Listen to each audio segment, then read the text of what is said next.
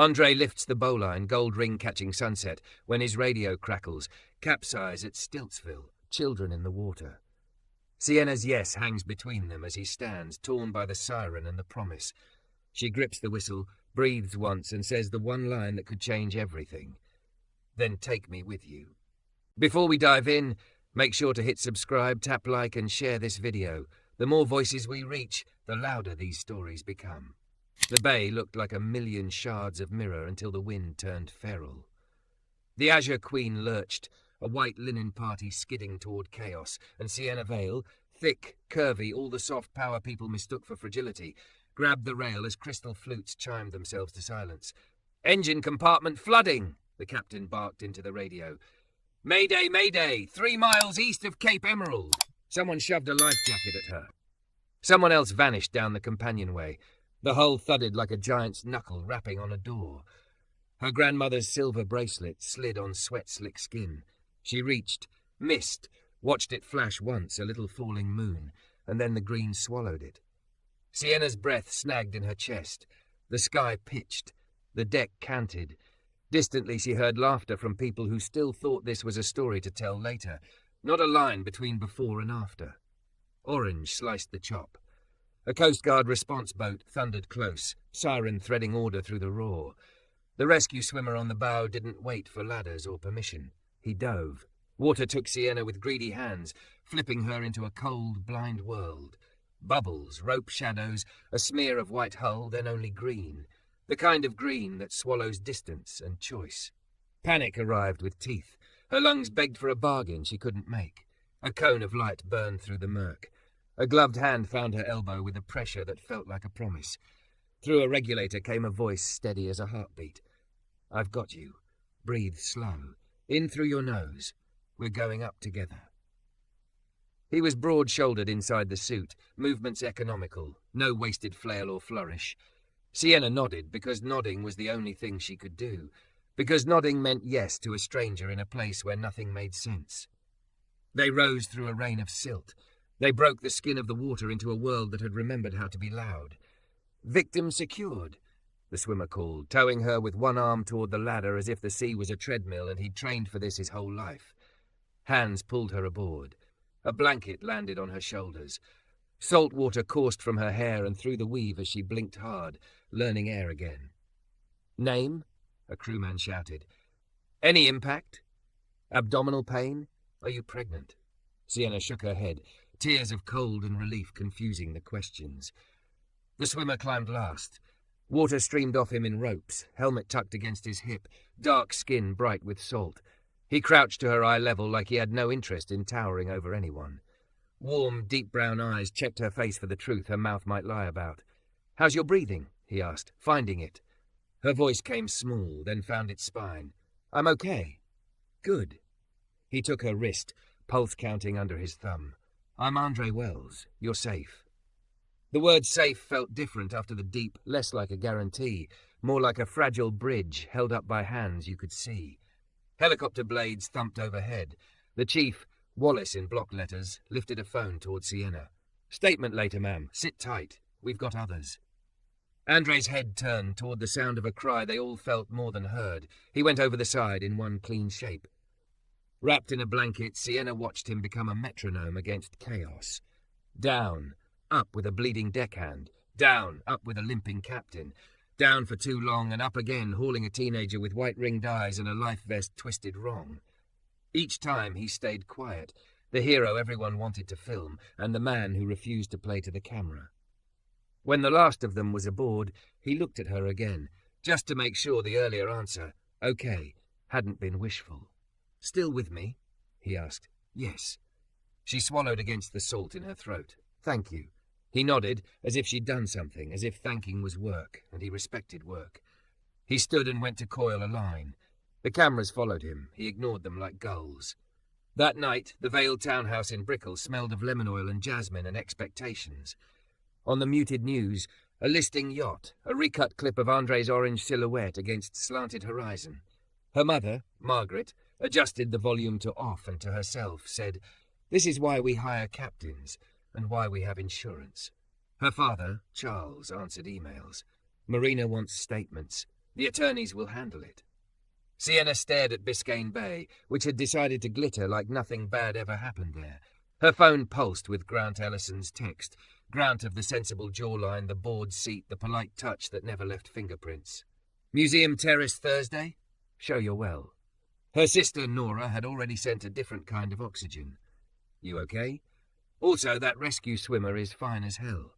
Sienna typed, "I'm fine," and erased it. Typed, "He saved 3 people," and erased that too. She opened notes and wrote, "Things I thought I wanted, clean narratives, gala smiles, a partner who looks right in photographs. Things I needed today, a hand in the dark, a voice that could land me, the permission to breathe slow." She dreamed of green and light and the word together. Morning came with knives of sun. She put on a navy sheath and pearls, because muscle memory is a kind of spell, and the Foundation's donor breakfast would not throw itself. People congratulated her on appearing brave in photographs. People said storms reveal character, and waited for her to agree theirs had been revealed admirably. She smiled until her face felt like a mask left too long in the sun. At lunch, she escaped to the thing she had funded and never visited. The city's first Saturday beach cleanup. Sneakers, ball cap, ponytail, anonymity stitched with elastic. Near the pier, a ring of kids in damp sandals crowded a blue kiddie pool where a rescue board lay like a promise. An instructor knelt, drawing arrows in wet sand. "Rip current pulls you out," the instructor said. "Do you fight it?" A boy in a Spider-Man tee punched the air. "Fight it." "Tempting," he said, grinning, "but the ocean's strong and not smart. You go sideways." The voice was a low tide over rocks, and she knew it before she let herself admit it.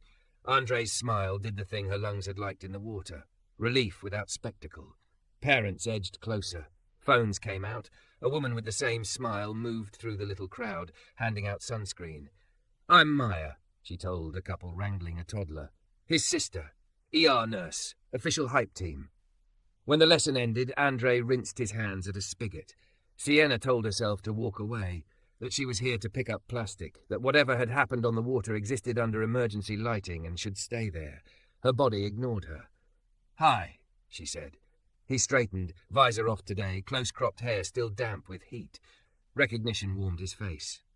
"Sienna, you all right?" "I am." She gestured at the pool. "You teach this on your day off?" "Closest thing to changing the tide." He shrugged, an economy of motion even on dry land. "Kids panic less. They survive more." "That's—" She made a helpless little circle with her hand. "Not how I expected a sentence about tides to end. It's good." He laughed, a sound that felt like relief entering a crowded room. "I'll take good." Maya materialized with 2 waters and the moral authority of a nurse at the night shift's end. She handed Sienna a trash grabber. "You want to talk to my brother? You can walk and pick while you do it. Multitasking is sexy." Heat jumped to Sienna's cheeks. "I can do useful." They worked the rack line, bottle caps, a comb, a tattered ribbon that might have been pretty once. The sea breathed in slow shoulders. A gull argued overhead. Somewhere a saxophone practiced scales badly in a high condo. Somehow that made Sienna like the city more. She said thank you at last, real and heavy and simple. "Not just for me," she added, "for the others." Andre shrugged, but the kind of shrug that didn't throw away the thing it carried.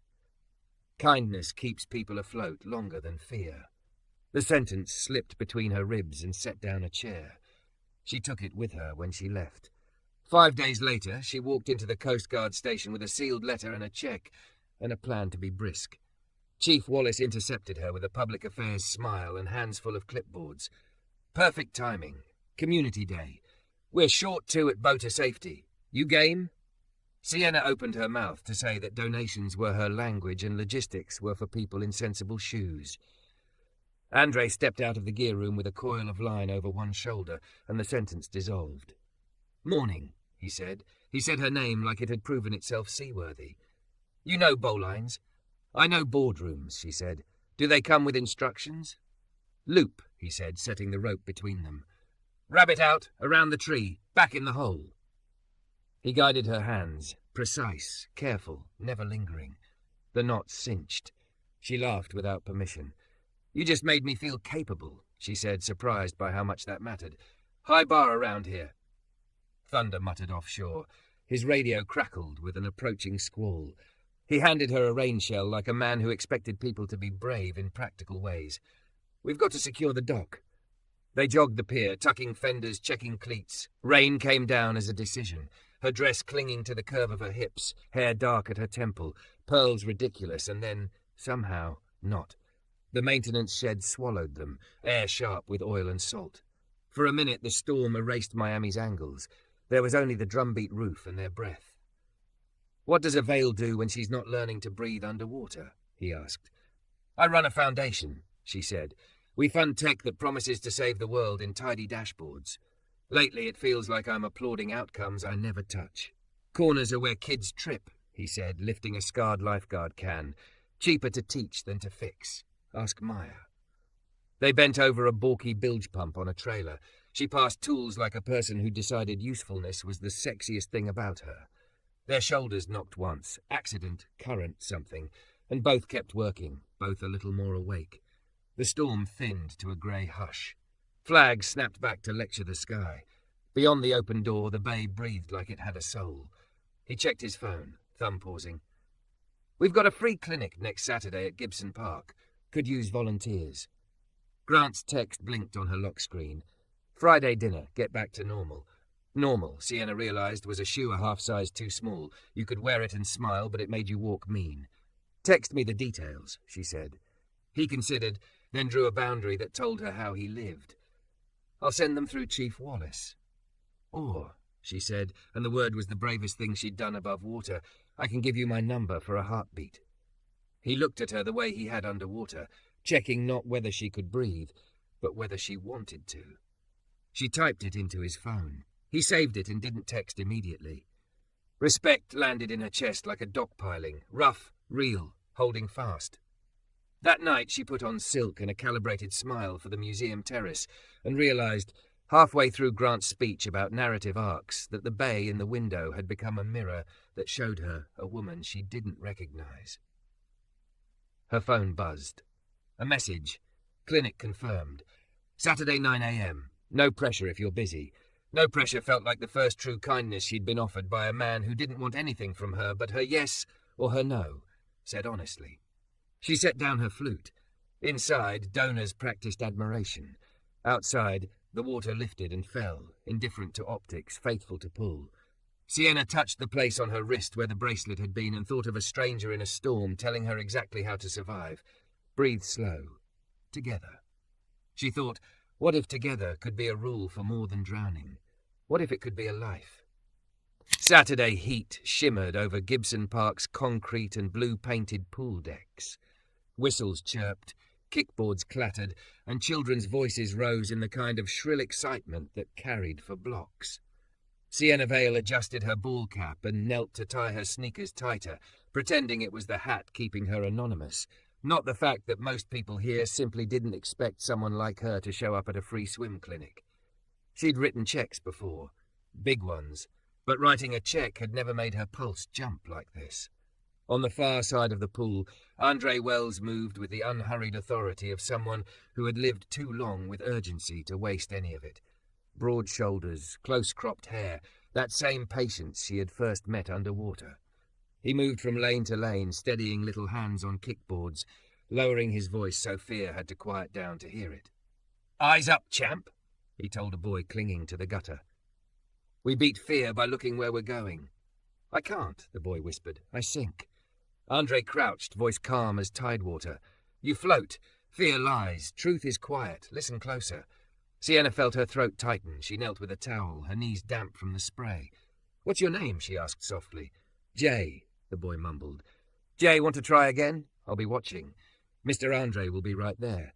Andre glanced at her, brows raised in question, and she nodded. They coaxed Jay forward. 3 breaths in, 3 out. Andre's palm hovered an inch beneath the boy's belly, not touching, just presence. Jay pushed off, paddled 3 uneven strokes, reached the rope, then whooped so loud the lifeguards laughed. "See?" Andre grinned. "You didn't sink. You floated on courage." Maya appeared with a clipboard and the unflagging energy of someone who ran on caffeine and conviction. "Emergency contacts," she told Sienna, pressing the pen into her hand. "You're a natural." "I just repeated his line about truth being quiet," Sienna protested, cheeks hot. That's how movements start, Maya said, marking a box. Repeat the right truths until they stick. The session broke. Andre sat dripping on the bleachers, water darkening his t-shirt. Sienna offered a bottle. He cracked it, drumming the cap against his thigh. You were good with Jay. I was terrified, but you, where did you learn that line? Pastor Jenkins, Andre said, and drowning. Panic lies. Training tells the truth. He hesitated, eyes searching hers. I'm finishing EMT at night. Goal is a non-profit, water safety for Miami schools. Free clinics, bilingual materials, gear grants. Too many kids live near water, but never learn water. Her chest tightened, a mix of admiration and something dangerously like longing. You're building something that doesn't care about last names. It cares about last breaths. He shook his head gently. Only if it's a mission, not a photo op. I'm tired of photo ops. The words slipped before she could manage them. I want impact that smells like chlorine. He laughed, the sound easing the air between them. That's the nicest thing anyone's ever said about a pool. The gust of wind lifted flags along the fence, snapping bright against the sun. Somewhere behind them, Jay waved his kickboard like a victory banner. Sienna's phone buzzed. Grant, dinner tonight. Resilience angle. Wear the green. She shoved it back into her pocket like it burned. What did I see today, she said, meeting Andre's eyes. Not the diver on TV. The man who holds people up without grabbing the spotlight. Spotlight gives me sunburn, he teased, then softened. What do you see when you look at me, Sienna? Really? For once she didn't reach for polish. A good man. A future that scares me in all the right ways. The noise of the pool dimmed, replaced by something older than fear. They let it stand between them like a fragile bridge, neither of them running. Sunday afternoon, Little Havana buzzed with its own rhythm. The clink of cafecitos, the tumble of Spanish that Sienna caught in fragments, the smell of fried plantains and guava. She sat across from Andre at a wobbly outdoor table at Versailles, her sunglasses pushed into her hair. A pastelito flaked sugar onto her fingers. This is the best decision I've made all week, she said. Objectively true, Andre replied. Guava fixes most problems. Two teenagers angled their phones whispering, a photo shuttered, another. Sienna stiffened. She didn't have to check Twitter to know what came next. Coast Guard hero and millionaire's daughter, framed in pastelito crumbs. Her phone lit like a lighthouse. Dad, call me. Home now. Grant, interesting choice of lunch spot. She tried to steady the tremor with a sip of too-sweet coffee. Problem? Andre asked. Only if we consider the entire internet a problem. His gaze held hers level. We can keep this quiet. Walk back slow. No, she shook her head, heart pounding. The ocean doesn't get smaller because we close our eyes. That night her parents' townhouse turned into a tribunal. Margaret's voice was velvet over stone. Alexandra, there are photos. The comments are unkind. Charles clasped his hands. Perception becomes reality. This relationship, however admirable, complicates your future. My future is not a press release, she said, surprising herself with the sharpness of it. Grant's name blinked on her phone. Let me help manage this. Sienna set the phone face down. No. Darling, Margaret tried softer. People will talk. They always talk, Sienna said. Maybe silence is what's been drowning me. Across town, Andre tossed his damp gear into a locker. Tiana, his fellow swimmer, lobbed him a Gatorade. Trending hero, he groaned. Let me guess, lottery jokes and slumming hashtags. Some of that, she admitted. Also a lot of hearts from people you pulled out of the bay. Chief Wallace poked her head in. Off the record, keep your boundaries tight. Cameras don't care about context. Later, at the barber shop, a neighbour clapped his shoulder. Watch your heart, kid. Worlds like that, they chew you. Pastor Jenkins, broom in hand, swept the stoop. Some tides pull hard. Plant your feet where truth is, not noise. That evening, Andre stood outside Sienna's door, hat in hand. The city hummed below, warm with salt. She stepped onto the balcony, hair loose in the humid air. Tell me straight, he said. You want out? Say it now. I'll respect it. She swallowed, then smiled, a small, brave smile. I don't want out. I want honest. Honest means hard, he said. Hard isn't wrong. Relief eased his shoulders. He reached into his pocket, thumb rubbing something smooth. I found this in the salvage net after the yacht went down. He opened his hand. Her grandmother's silver bracelet, cleaned and steady in his palm. Her breath caught. She slid it back onto her wrist, the clasp clicking like a vow. I'll keep this safe until we can breathe together out loud. They didn't kiss. They didn't need to. His hand brushed hers, her pulse thudding proof. "Then we let the tide go out," Andre said softly, "and trust it to come back." She nodded, stepping back into the doorway, the rain-glossed city behind them. The night roared with headlines and thunder, but between them lay something steadier. Silence, faith, a fragile space where love could gather strength for the next wave. The hurricane relief gala glittered with chandeliers that pretended there wasn't a storm lashing the coast outside. Sequins and tuxedos shimmered, the air chilled by AC and money. Sienna Vale stood on the dais in a gown that fit like armour, her smile calibrated to neutral. Grant Ellison's hand hovered just at her elbow, proprietary without permission. "Tonight," he said into the mic, voice pitched to charm, "we announce a partnership. The Vale Foundation and Ellison Capital, building a resilience lab for Florida's future." Applause swelled. Then he turned, a box in his hand, spotlight greedy, face trained in triumph. "And Alexandra," he added, deliberately formal, "will you?" Air thinned. Margaret Vale's hands folded in anticipation. Charles's smile sharpened into strategy. Sienna stepped forward, touched the microphone and shook her head. "I can't," she said, her voice trembling but clear. "I won't live for optics." A murmur rippled, sharp as broken glass. She set the mic down like it weighed more than gold. She left the stage, the ballroom, the gasps. Outside, honest rain lashed her silk into ruin. She reached the Coast Guard station, soaked, hair unpinned, heart decided. Sirens wailed somewhere down the bay. Inside, the fluorescent lights buzzed over damp uniforms and shouted orders. Andre Wells stood by the gear table, one sleeve cut open to fit ice on his shoulder. His eyes widened. "You're hurt," she said. "I'm okay," he answered, which meant he was sore and stubborn. They stood under the sodium light at the station's awning. Rain hissed around them. Her chest heaved once. "I turned down a very public yes," she said, "and the board suspended me." He closed his eyes like that cost him something, then opened them steady. "I choose us," she whispered. His jaw worked. "I told my chief I'd keep distance until the review's done.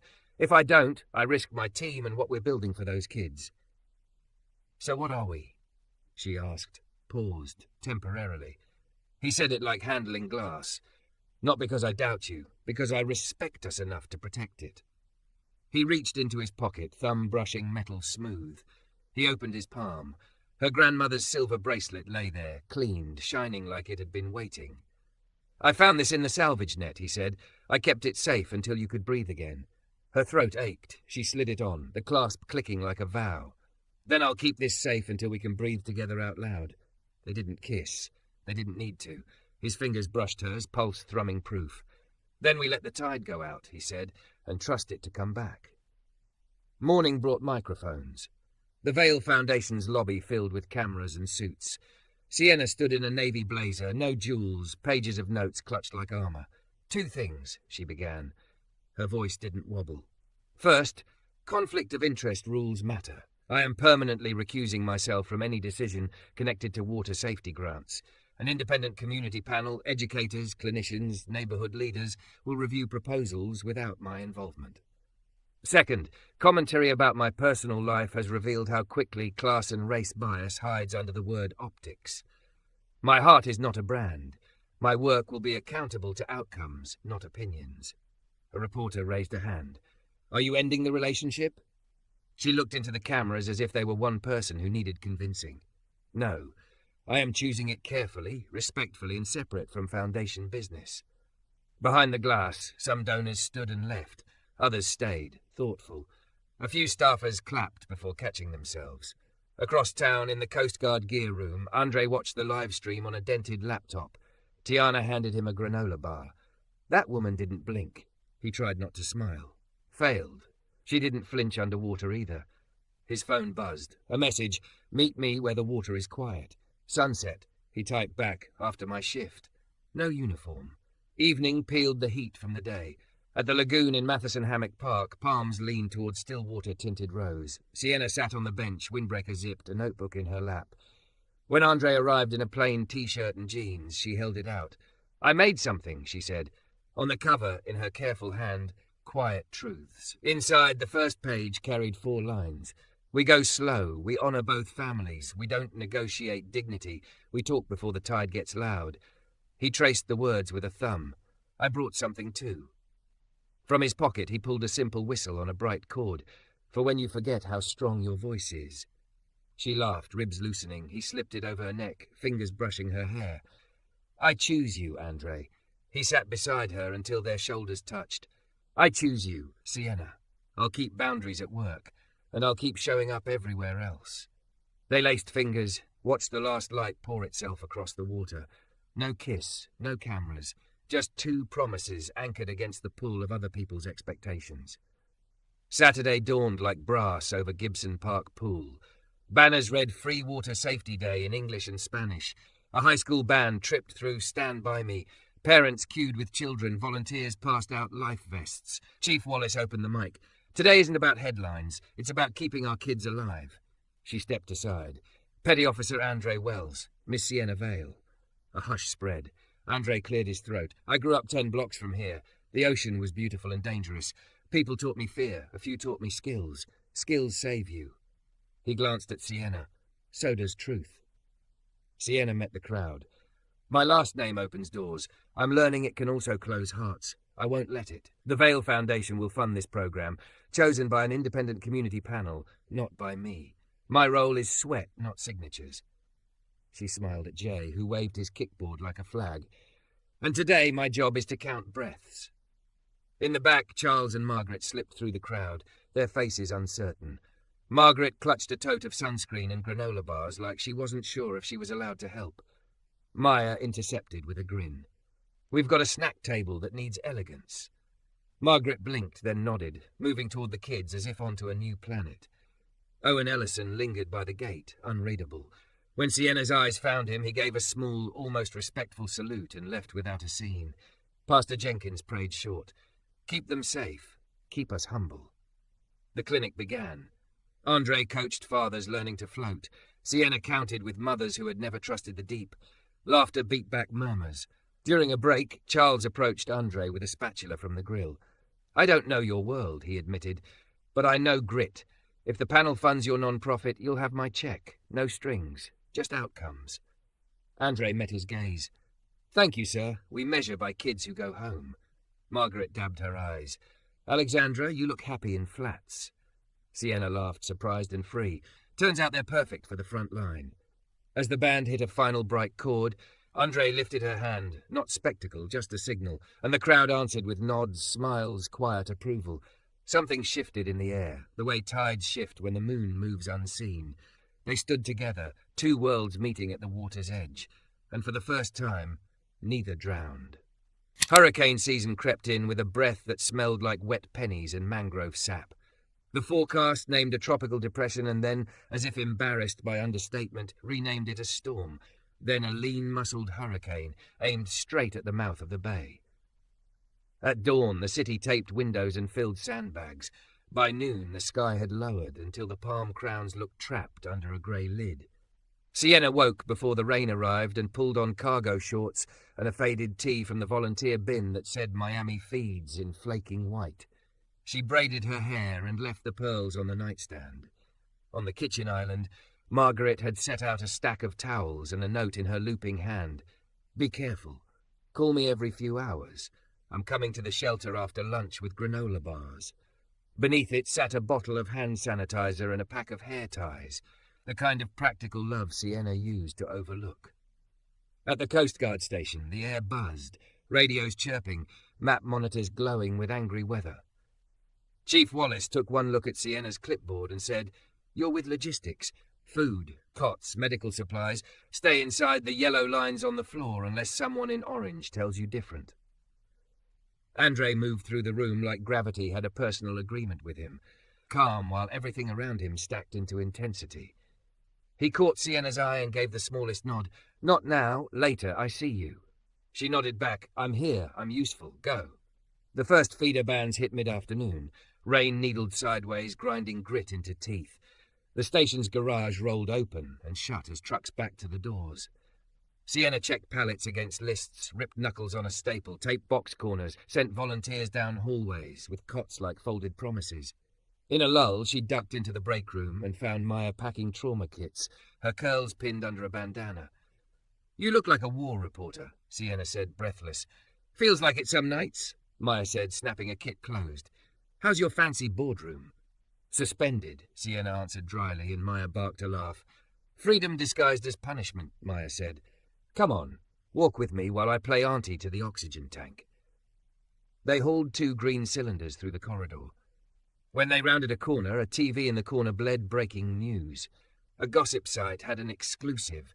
Internal emails from the Vale Foundation with Sienna's comments highlighted out of context. We should fund people, not optics. Spun as a confession of bias. The crawl at the bottom asked the question like it wanted an apology. Vale heiress funnels millions to lover? Sienna stared at the screen until it doubled. Mara, she said, naming the board chair out loud because saying it gave the fury edges. Or Grant. Both love sunlight with a match. Maya turned the TV off with one efficient jab. People are busy staying alive, Nina. The ones that matter know the difference. An alarm cut their conversation. The strangled chirp that meant a rescue boat was launching in worsening bands. Andre jogged past them, flippers and fins thudding against his thigh, wetsuit half-rolled, radio clipped. He paused a breath. We've got a capsized fishing catamaran at Stiltsville. 2 aboard, maybe 3. He looked at Sienna like a man committing a thought to memory. I'll be careful. Bring them home, she said. Her voice didn't wobble. And yourself first. The ocean turned to corrugated steel. The response boat pitched through grey combers that looked tall enough to shoulder buildings off their foundations. Sienna worked until her arms trembled. She set cots in pairs, always leaving space between for the shy and the proud. She sorted bleach, bottled water, diapers, the 1,000 humble technologies of survival. Margaret arrived in a poncho, cheeks wet, wielding a tote of granola bars like communion. When she saw Sienna's raw knuckles, she didn't scold. She pulled gloves from her bag and tugged them on her daughter's hands herself, brisk and tender, as if to say the lesson was not that Sienna had worked, but that she would keep the tools to keep working. Near dusk, a call came in that tasted like copper. The rescue boat was inbound with hypothermic survivors and an injured swimmer. The room changed shape without moving. You could feel the air lean. Sienna stood on the yellow line and didn't cross it. She repeated the rule like a prayer.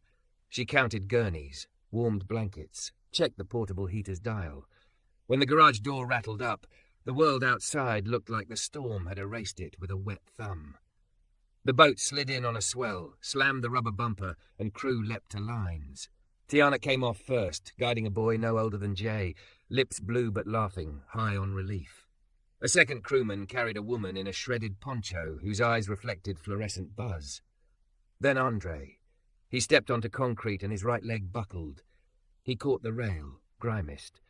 There was blood where the suit's seam met calf, a slice of coral maybe, or a piece of hull. He refused the gurney with a nod that said after them, always after them until Tiana glared and pointed, and he let himself be steered to a cot like a man obeying the tide. Sienna didn't move until someone in orange said, "You, clipboard, bring me the hypothermia packs." She moved. She set foil blankets over shoulders, slid heat packs into armpits and groins, counted aloud for the boy, 1, 2, 3, while he breathed like he'd invented lungs. She handed an IV kit to Maya and didn't look at Andre until the others were lined in a row, lives pulling back from a cliff. When she did, he was propped on an elbow, damp hair plastered, eyes sharp through pain.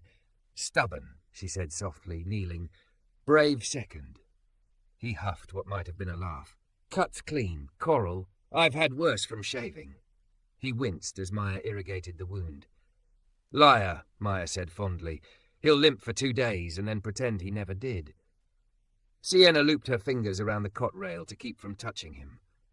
"They okay?" she asked, nodding toward the rescued.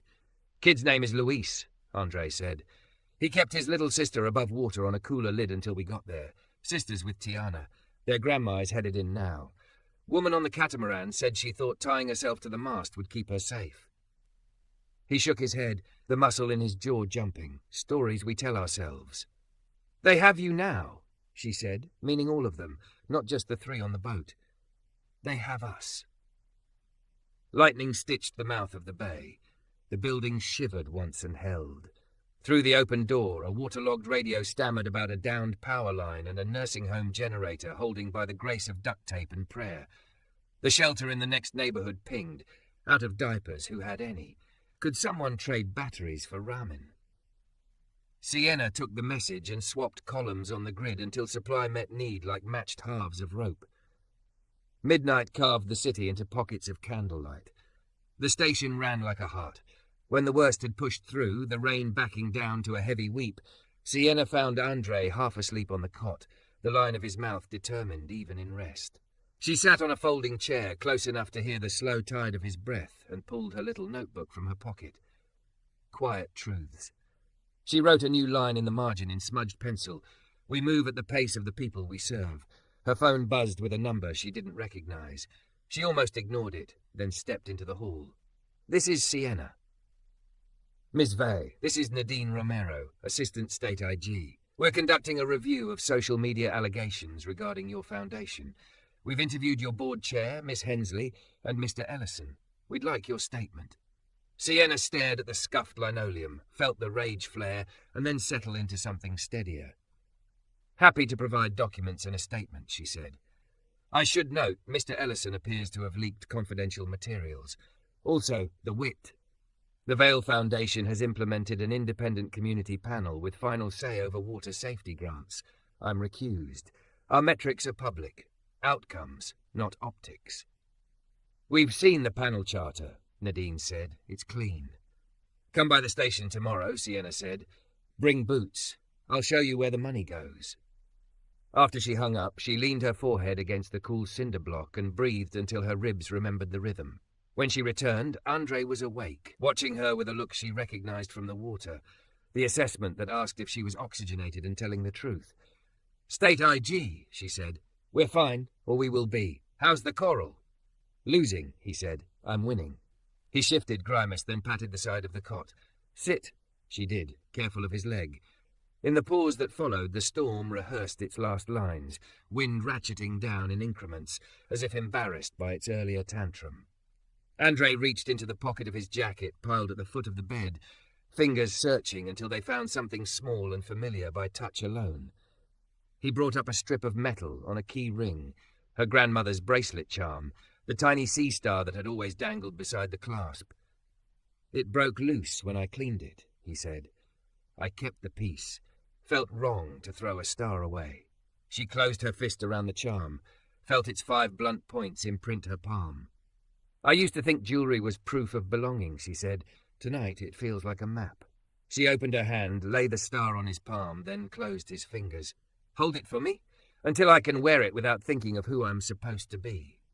I can do that, he said. Soft. Sure. A commotion down the hall, voices up a register, the good kind. Louise's grandma had arrived, soaked to the bones, scolding and kissing in equal measure. The girl squealed. The boy tried to pretend he was too old. Around them, people made a circle and then pretended they hadn't. Sienna stood and Andre swung his legs over the cot with a wince. Don't you dare, Maya ordered, but he grinned and levered himself upright anyway. He stood next to Sienna, their shoulders nearly touching, watching the little reunion fold itself around survival. This is why, he said, not asking. This is why, she agreed. At dawn, the clouds shredded into dirty lace, and the first slice of sun lit the bay like something forgiven. The station smelled like coffee and bleach and relief. Andre limped once, stubborn again, then gave in to the crutch Tiana shoved against his chest. Sienna found Margaret asleep on a pile of folded blankets, a half-empty box of granola bars tucked under her arm like a teddy bear. She covered her with a coat and kissed her temple. On the drive to check the shelters, Sienna's phone rang again. Nadine, we're closing the review on the foundation for now. The panel's structure is strong. Miss Hensley will answer separately for the leak. For what it's worth, my niece learned to swim at your clinic last month.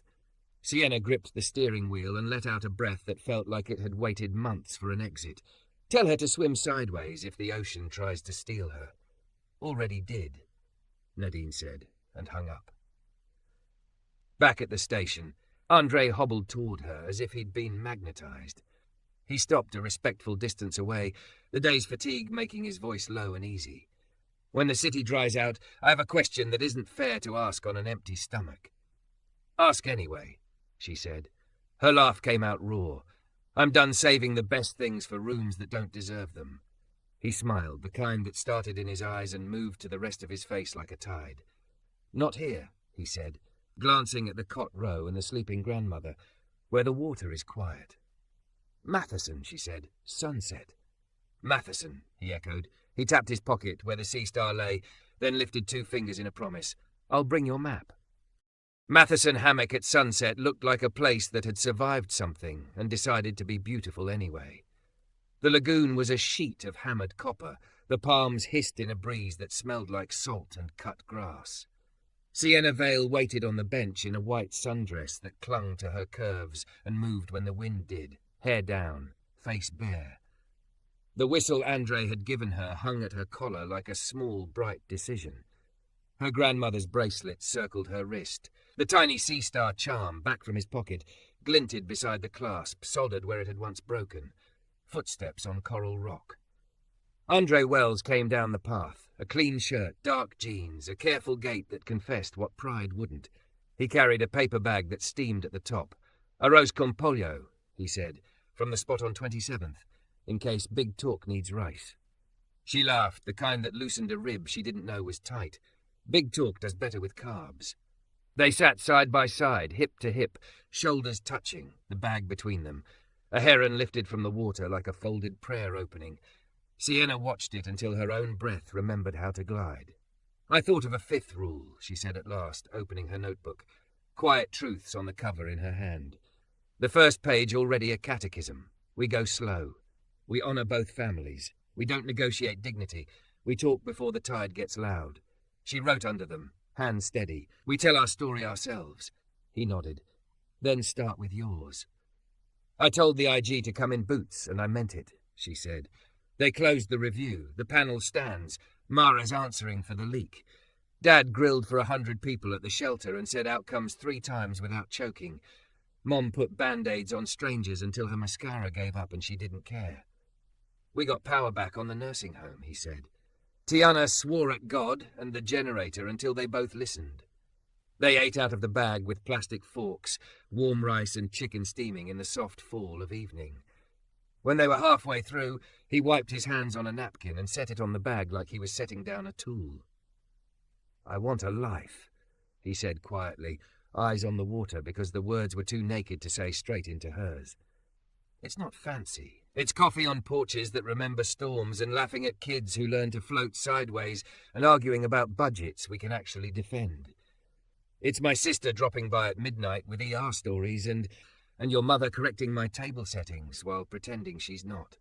It's church if you want it, quiet if you don't. It's me on nights and you on mornings sometimes, and both of us meeting in the middle like the tide. It's us not letting other people narrate what we are." She turned her wrist so the bracelet flashed and then steadied. "When I was a kid, I thought this meant I belonged because someone else decided that for me. Now it feels like a promise I make on purpose." She looked at him, not away. "I want that life too. The porch, the budgets, the midnight, the tide." He breathed out, a long, unarmoured thing. "There's one more piece." Andre slid off the bench and put one knee down on the coral rock path like a man aware of both knees and coral. He didn't take out a velvet box.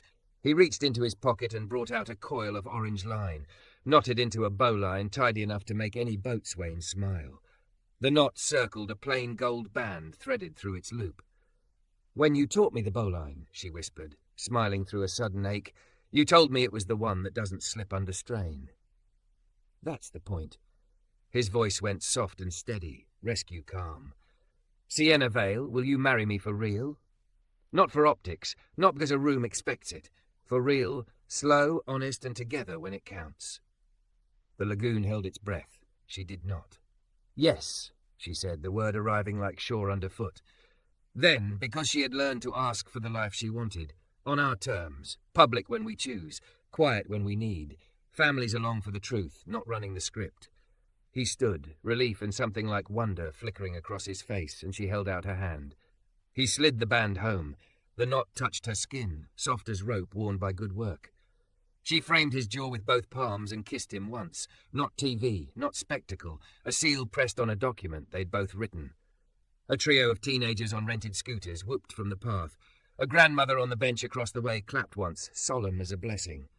Sienna laughed against Andre's mouth, and they both turned to wave. "Okay," she said, breathless and not hiding it. "Now we tell our story ourselves." They did.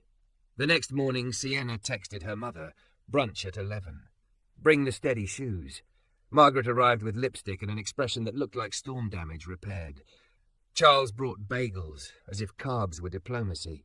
Maya came with a bottle of non-alcoholic bubbly and hugged Sienna until both of them made embarrassing noises. Tiana leaned in the doorway and saluted with a coffee. Sienna stood in her own kitchen in cut-offs and a linen top and no apology. "We're engaged," she said. "We're doing it small and right and ours. No PR, no donors. If you want to be part of it, we'd love you to be."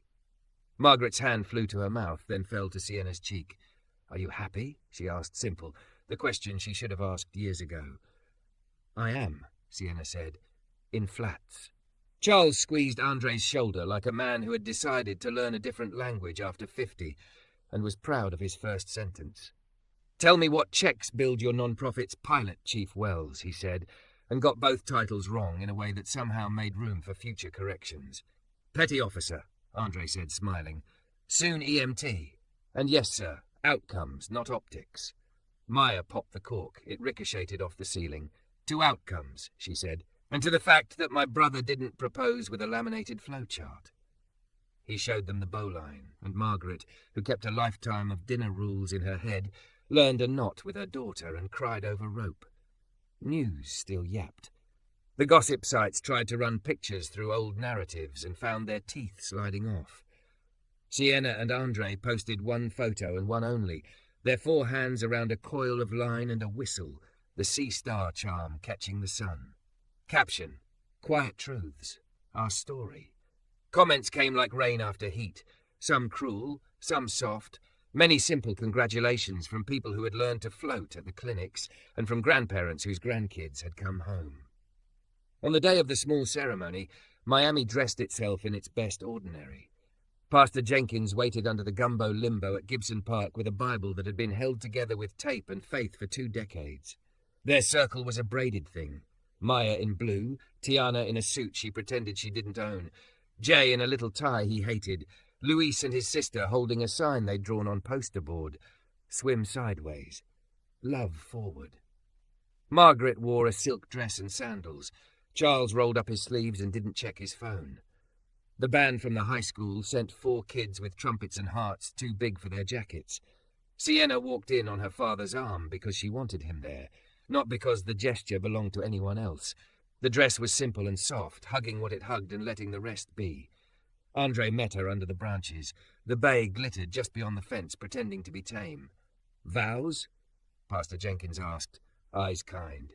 They didn't read from phones. Sienna unfolded paper, her hands shaking only at the start. "You pulled me out of water that wanted to keep me," she said. "But the bigger rescue was this. You taught me to breathe for myself. I promised slow, honest, and together. I promised to count breaths when yours runs short, and to blow the whistle when mine forgets its strength. I promised to keep learning the front lines." Andre's paper stayed pocketed. He didn't need it. You walked into rooms that used to own you, and you said no. You walked into rooms that needed you, and you said yes. "I promised to keep my boundaries so our love stays safe, to hold your truth when the tide pounds loud, to build a city where kids go home, from beaches, from storms, from bad stories. I promise porch coffee forever." They tied a bowline together, his hands guiding, hers steady. The knot sat between their palms like a small bright heart. "You may kiss," Pastor Jenkins said, and for once the instruction made a kind of wholly uncomplicated sense. They did, and the band stumbled into "Stand By Me" and somehow got it right by the second chorus.